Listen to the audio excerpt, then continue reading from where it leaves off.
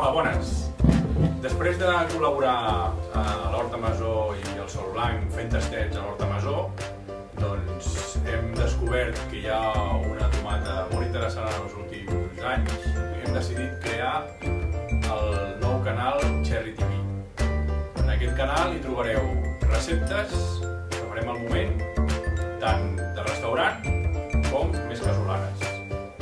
Aprofiteu aquest producte que és excepcional. Us esperem a Cherry TV.